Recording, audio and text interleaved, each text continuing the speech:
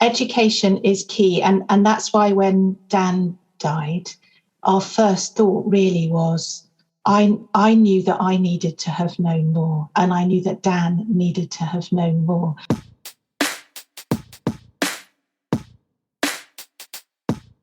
My parents are in their late 80s and they still get such joy from learning something new, even if it's only from Pointless. Our vision is that all young people have access to really effective, evidence-based drug education.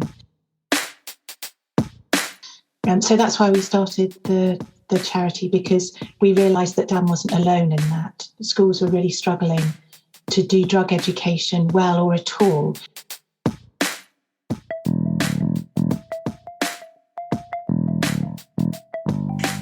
Welcome to the Qualified Tutor podcast.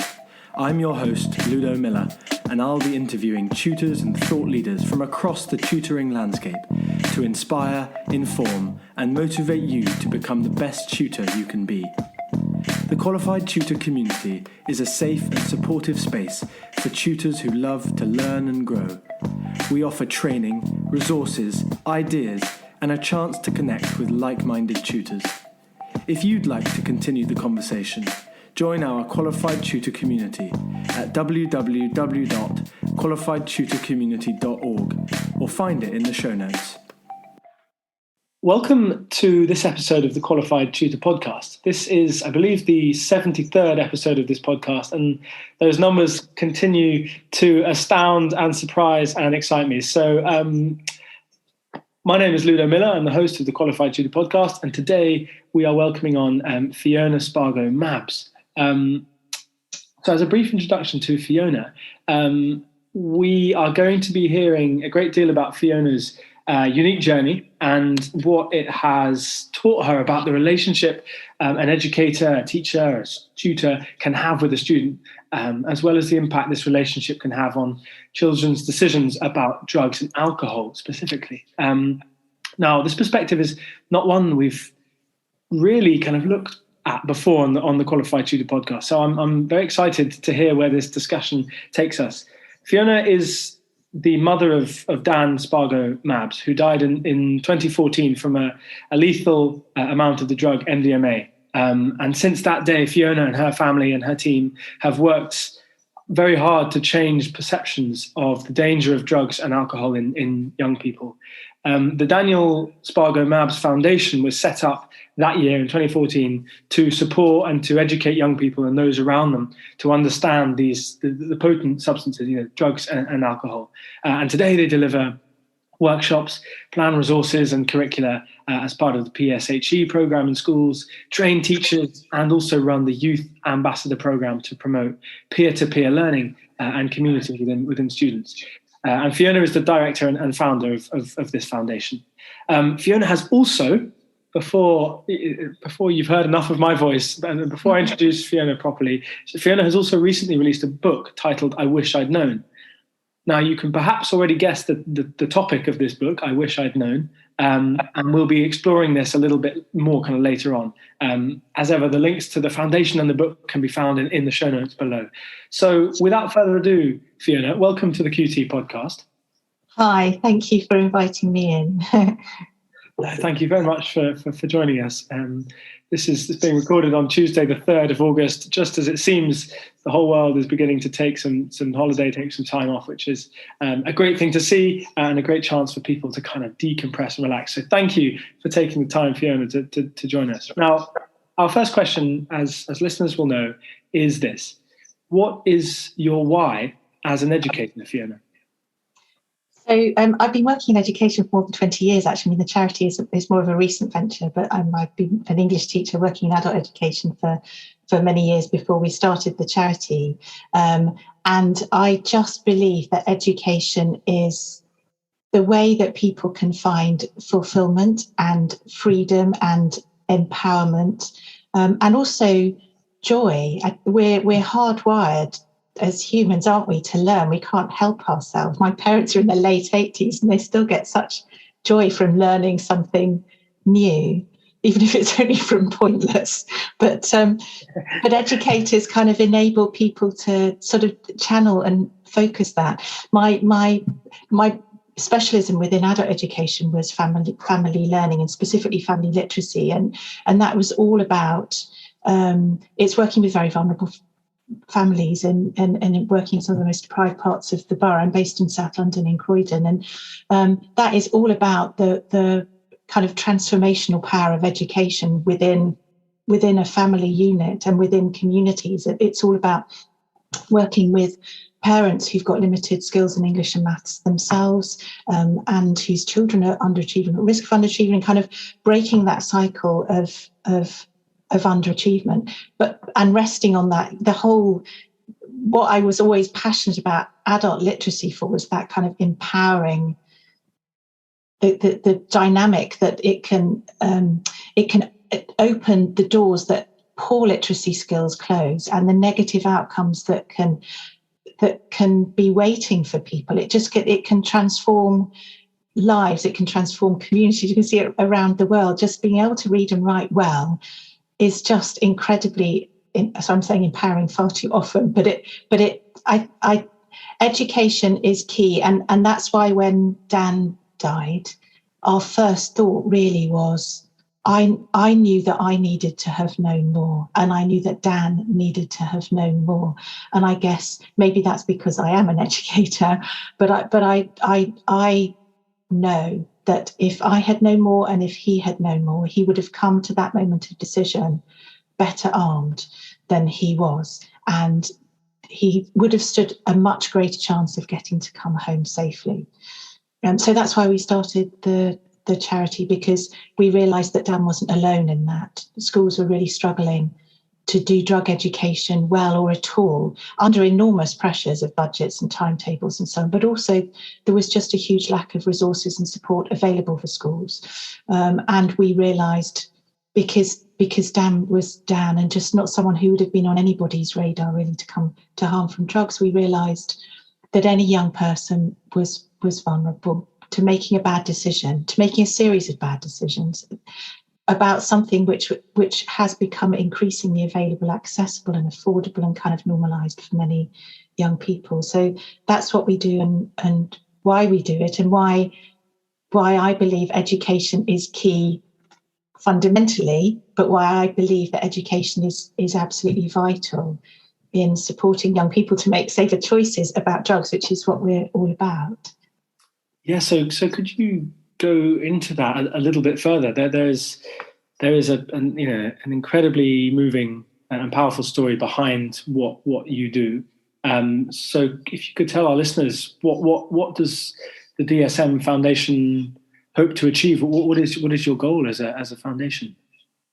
So the goal, that's our tagline: supporting young people to make safer choices about drugs, and it is just all about that. It's about giving young people all the information and also kind of inner resources and outer resources to manage those decision-making situations safely.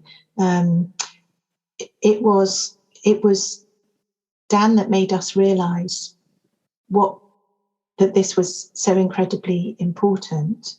And I guess a lot of what lay behind it, certainly to start off with, but I guess still does, is my book is called What I Wish I'd Known, but a lot of it is what I wish Dan could have known, and the education I wish he could have had, and the information I wish he could have had.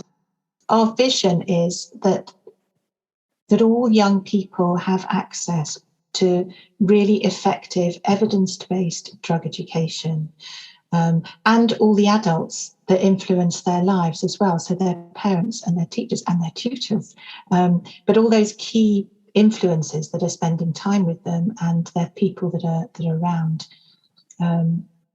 supporting them. We just don't want any young person ever to have to face a decision about drugs without having all the information and understanding and life skills they need to be able to make that choice safely. And so we do that in lots and lots of different ways. We deliver workshops to young people directly in schools. We've got a whole suite of planning and resources for teachers to deliver drug education in PSHE at schools in lessons from year 6 all the way through to the end of sixth form. We train teachers and all sorts of other professionals that work with young people. We do lots of working with parents is really important. Obviously, my professional background is working with parents, but also as a parent for whom it all went horribly wrong, parents are really key. We've got a youth ambassadors program, which you mentioned at the beginning, and we also commissioned a play, so we use drama as well, because drama can be such a powerful way of communicating a message to young people. So we commissioned a play by this incredible playwright Mark Wheeler, who Dan has studied his plays at school. Actually, Dan loved drama and he loved his drama teacher. His drama teacher loved him and became one of our first trustees. So it's her idea. But it's a verbatim play. So all the words in the play are the words of Dan's family and friends. And that was published by Bloomsbury. It's on the Methuen Drama list. Back in 2017. So that has been studied and performed and taught like literally around the world. In before COVID hit, it was in Australia and New Zealand and Canada. But we also commissioned Mark to adapt it to tour. So we've got a shorter version, which is adapted for a touring company of 4 actors. So we've as a charity, we funded a theatre and education tour of schools. So there's a performance and then there's a workshop afterwards, a drugs education workshop afterwards. So that's obviously haven't been able to live tour that this year. We just managed to get one in. We do it in spring term, so we just managed to get most of it in before COVID hit last year. But we have had a film made, so we were able to have get some funding to have a film made of production. So there's been a virtual tour this year.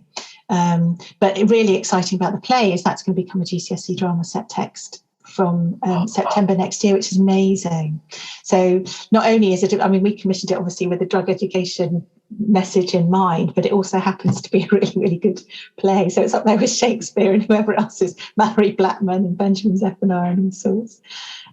So that's what it's all about. And I'm involved in a number of quite kind of strategic projects as well. For example, doing a lot of work around the risks of young people's exposure to drugs and social media. I'm chairing quite a high level working group that's working with Instagram, Snapchat, TikTok, National Police Chiefs Council, Home Office, other charities working in the online safety space. We've just had a national drug education conference, and we're always developing kind of new ideas and new projects. So, but I could talk forever. Yeah, that's a pretty good run summary of what the DSM Foundation does. So, there's and hopes to achieve. So there's an amazing amount of work being done there.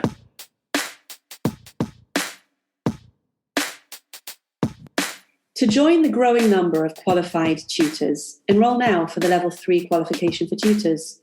This 8-week online facilitated course covers the roles and responsibilities involved in teaching and learning, with a particular focus on inclusion, assessment and feedback.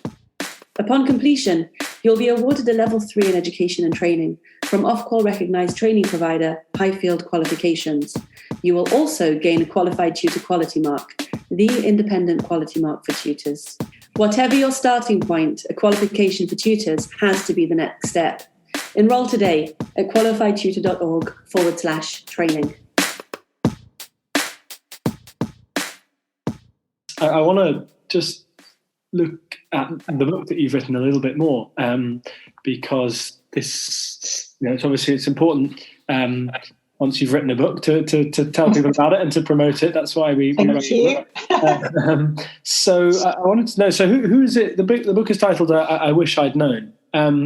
Who is it kind of targeted at? Is it targeted at educators or at parents or at children, kind of young people themselves?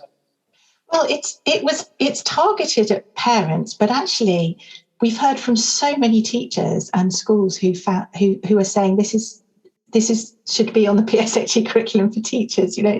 Because it covers so many of the issues that are relevant to the young people that educators are working with as well. And in fact, I'm at the moment writing a set of supplementary materials to go with the book as well. So one which will be available from the publisher's website. They'll just be available digitally. They're not going to be printed, but they kind of support and extend the book. So the first set of those is for parents and professionals working with young people with various neurodiverse conditions, primarily ADHD, autism, conduct disorder, but mainly those first two. And that's prompted by so many parents and special schools, actually, and teachers contacting us, concerned about how they come about that differently, and recognising there are different sorts of risks for these young people. And a second set, which is for mainstream schools and people working with young people in an educational context. So that includes stuff around drug education, writing a good drug policy, but also kind of how you can build a lot of the kind of issues and important pieces of information and advice in the book into cross-curricular delivery, for example, or extracurricular delivery, and those conversations, informal and formal, that you can have with young people that you're around. Well, yeah. So as I said, the link to the book will be in the show notes below. But I think the scope, the applicability of this book to various kind of the various parties of a student's education, the parents, the educators, the schools. I think that's really what will help to make it such a kind of successful book. And one marker of that would certainly being part of the PSHE national curriculum. That would be an amazing step for the book.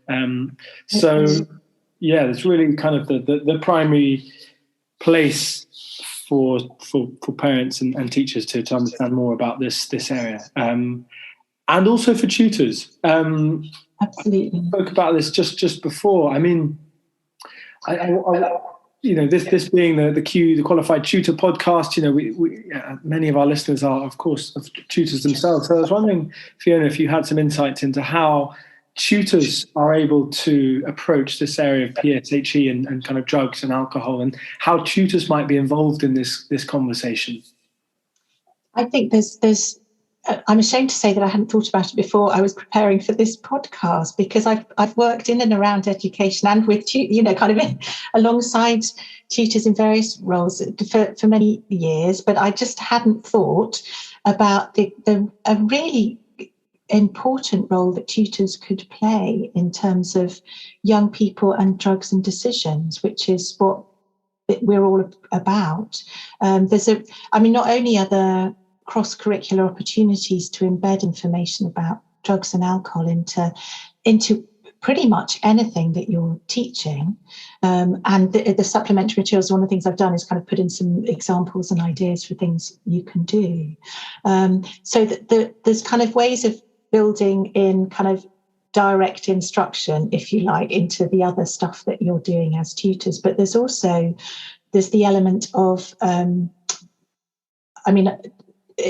traditionally, and I know it's not the case anymore at all, especially after COVID, but traditionally tutors have often been busiest at those transition times. So helping kids prepare for the 11 plus or SATs or GCSEs or A-levels. And those are the most vulnerable times for young people, particularly actually the move into sixth form, and even more so the move to university in terms of drugs and alcohol, because of all the kind of social shifts and changes, and that different exposure to a different social environment, which can involve drugs, and finding out how you make your space and identity in your adolescence, which is so difficult in that new space. So supporting the young people that you're working with to manage that transition safely as well. And I know that's not what you're being paid to do, but nevertheless, you will inevitably, I know, end up doing all sorts of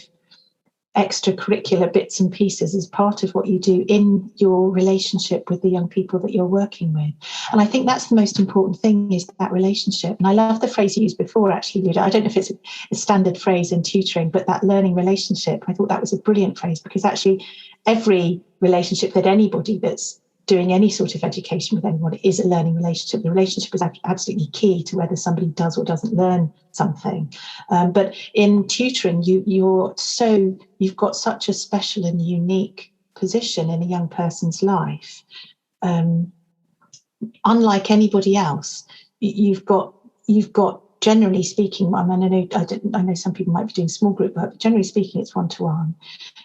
You've got that focused time, however frequently, and a trusted relationship, because it wouldn't work if it wasn't a trusted relationship. So all that in terms of there's stuff explicitly about drugs and alcohol, and making sure that as a tutor you're up to date. And that's where I'm not to pitch for my book again, because you've done a brilliant pitch for my book, thank you. But there's so much jammed into that. That's all about what is it that's around for young people now? What is it that they're making decisions about? What are those different dimensions of risk that they're having to cope with that makes it complicated?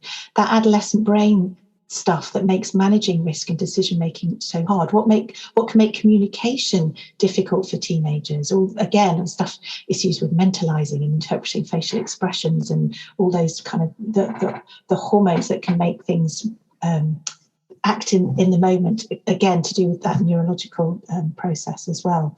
But all of that stuff, which is so keeping informed and aware yourself as an individual tutor within that relationship that you've got, so that you've got things to bring to it, but also lots and lots of listening and everything that you can do as a tutor to build all those protective factors across so many that can help young people across so many areas of risk. And specifically, obviously my heart is in terms of drugs and alcohol, but everything overlaps for young people. But everything about building confidence and self-esteem, that can be incredibly protective for young people in terms of those decision-making situations, helping them develop good coping and problem-solving skills. All of that can help them in those moments of decision. When everyone's watching them, there's everyone around them, they've got to make a decision.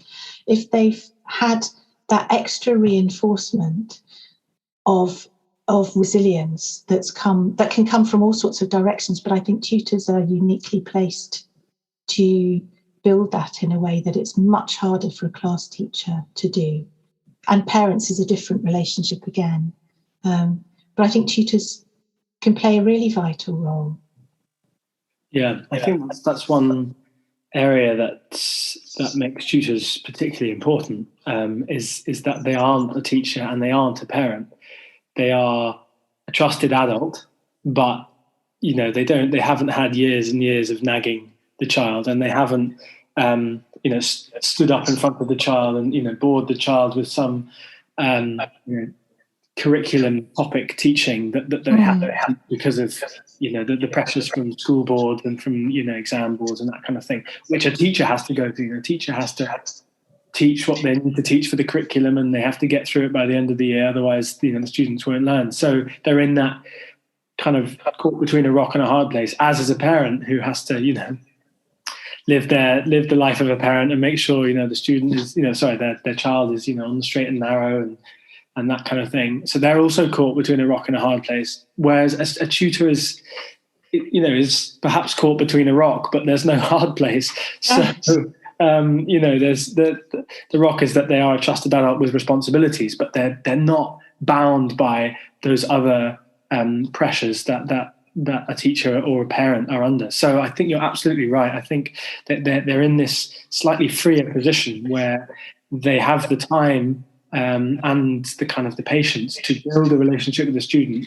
to not cover that topic in the last half an hour of the session if the student doesn't want to, and if in fact talk about the risks of alcohol, or the risks of the different drugs that there are that might be accessible to that student, or whatever it is which the teacher doesn't have time to, and which the child is not going to listen to their parent talking about, because that's mum and that's dad. I'm not going to listen to mum and dad anyway. Drugs and alcohol and that kind of thing. Yeah. Also, another big difference. Sorry, I was only thought of it while you were talking, but a big difference between tutors and both parents and teachers is the whole kind of behaviour management discipline side, which can put so many barriers up for young people and so many defences. And I would imagine I don't know, but I would imagine it's unusual as a tutor in that one-to-one role to have to deal with too many behavioural issues in a very disciplinary. You'd be more cajoling and winning people over, I imagine, if there's anything needed, and it would be more to do with confidence and encouragement rather than having to impose a behaviour policy or impose sanctions because you said if they didn't do this, then this would be the consequence, or whatever. Or even having sanctions or punishments as a tutor. I mean, I've been a tutor for 6 years now. I don't have punishments. Do you know what I mean? I don't. That's not part of me as a tutor's repertoire. So exactly, it's not about punishment. It's about encouragement, and it's not about a different relationship altogether. You haven't got that fear or that threat or whatever, and adolescents learn much better through carrot rather than stick. Absolutely. And not just in terms of their neurological development, but just in terms of that emotional, relational side of their lives, which is so important. Yeah, absolutely. But I love that phrase. Adolescents learn better through carrot than stick. Most of us do, to be honest. But yeah, no, that's true. It's exactly. Only the people who came up with that phrase, probably. So we're just coming kind of towards the end here, but certainly not done yet, because there's one area that I really want to ask you about, which we kind of touched on implicitly there, which was this idea of a trusted adult. And in the book, you certainly mentioned the importance of a trusted adult to a student, so to a child, a young person's development. How do we remind educators of this responsibility, of this, of the fact that they are in a trusted adult position, whether they realise it or not? What educators, as in tutors, or sort of anybody working with, or teachers? Yeah.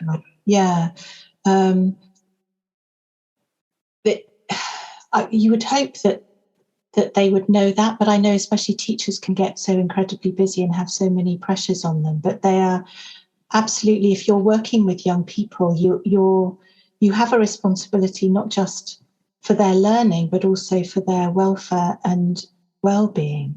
And ultimately, children and young people, well, and adults for that matter, will learn better if they feel safe and happy.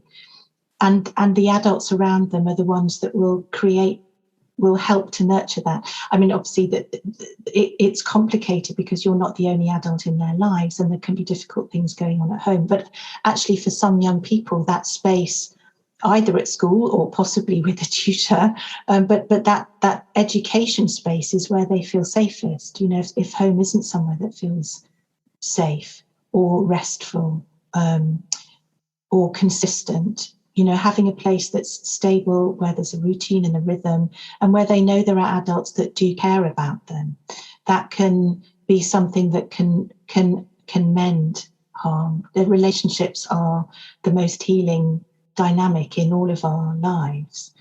And educators are the second most important influence for young people. There's the government commissions a survey of schools every couple of years and asks lots of questions about smoking, drinking and drugs. This is in England, there's another survey in Scotland, but for 11 to 15-year-olds. And one of the questions they ask is, where would you go for useful information about drug use? And top of the list, which always surprises parents, is parents, but second on the list is teachers. And that may or may not surprise teachers, but they are the second most important. And of course, young people spend second most amount of their time, that doesn't sound very grammatical, but you know, the second biggest amount of time is spent in an educational setting. So that the teachers have and educators have an incredibly important role, not just in learning, but I mean, as anyone that works in education knows, learning isn't just, it's not hard times and facts and, you know, all that stuff. I mean, nobody would think that in a million years, but not necessarily think through the fact that what they're doing has the potential to enable young people to live full and free and fulfilled lives, way beyond anything that they've ever learned. Yeah. It's you have to kind of pause and take a moment to reflect on that, don't you? Because it's goes right to the root of why we educate young people, doesn't it?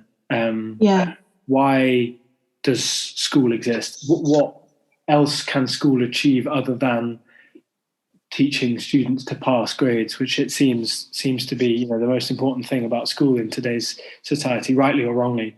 And actually, tutors, just as much as teachers and the people who make education system decisions higher up in government and the Department for Education, just like all of those people, tutors have to think about why they're doing what they're doing and what the end results are. And the end results are not solely that their student passes their exam or that they get paid their £30 an hour. The end result has to be a high level piece of thinking, doesn't it? And if that can be done in conjunction with the parent and the school, then everyone wins. No one benefits from parent, teacher, tutor being out of sync. And that's what has been the case largely in the past 10, 15 years of tutoring, is that certainly tutors don't speak to the teachers don't speak to other tutors, and sometimes tutors don't even speak to the parents regularly after the initial contact, which I find mind-boggling. But you really helped me to think about things differently, Fiona, and hopefully the vice versa as well. And maybe I'm giving myself too much praise there, but no, definitely, because actually it wasn't, as I said, we were saying this beforehand, I just said it on the podcast as well, admitted my shame that I hadn't thought through the role that tutors could play in terms of young people and drugs and decisions. And I would be really interested to hear what would be useful, if anything, from us in terms of resourcing or supporting tutors in their role. What are the things that resources we could create, or a space that we could provide, or training that we could offer? What is there anything that we could do if anybody felt that this would be a valuable addition to a valuable dimension to their role? Well, that's a brilliant way to finish, Fiona. And actually, it's not often that we do something like this, but if you're listening to this podcast and you can see, or you would like to see, a way that the Daniel Spargo-Mabbs Foundation, who run workshops on drugs and alcohol and decision-making in children, could collaborate, could work with tutors, could provide resources or workshops for tutors, then email your thoughts to ludo@qualifiedtutor.org. That's me. And we will collate those responses, and Fiona and I will share those responses with Fiona, and we can see what the conversation will look like there, because we know that there is a conversation there and there is scope for collaboration between tutors and those working in the kind of decisions and young people field. There's definitely work to be done there because schools can't do it all by themselves. So, who knows, perhaps in 6 months, a year's time, that there'll be a collaborative workshop series, training series between the DSM Foundation and QT, because that's the strengths of both of these organizations. And I guess it's up to you, the tutor base, the tutor, network in this country or beyond, abroad, to bring those ideas to life, or to at least suggest those ideas. So that's what we're leaving you with today, is if you have any thoughts on this conversation we've had, or anything that's triggered thoughts in your mind about what the potential for collaboration could be, then email ludo@qualifiedtutor.org, and we will listen to what you have to say. But thank you very, very much, Fiona, for joining us. That was very in-depth and very thought-provoking, which is what every podcast episode should be. So thank you. Thank you. Thank you so much. It's been lovely to have the opportunity to talk to all your tutors, and to you. Yeah, well, and let this not be the first time. You can find us in the qualifiedtutorcommunity.org. That's both listeners and also Fiona yourself. And there's a 1,300 strong community of tutors discussing all kinds of things every single day on there. So that's a great place to start. But also visit the DSM Foundation .org.uk website to learn more about what Fiona and her team are doing. So that'll be in the show notes below. But until next time, everyone, thank you very much. Have a great August, and we'll see you again for the next episode. Thanks, Fiona. Thank you.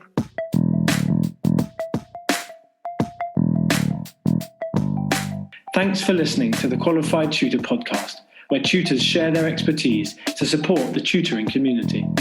If you'd like to continue the conversation, join our Qualified Tutor community at www.qualifiedtutorcommunity.org or find it in the show notes below. We exist to connect, share, and learn with you because tutoring is a small job that makes a big difference.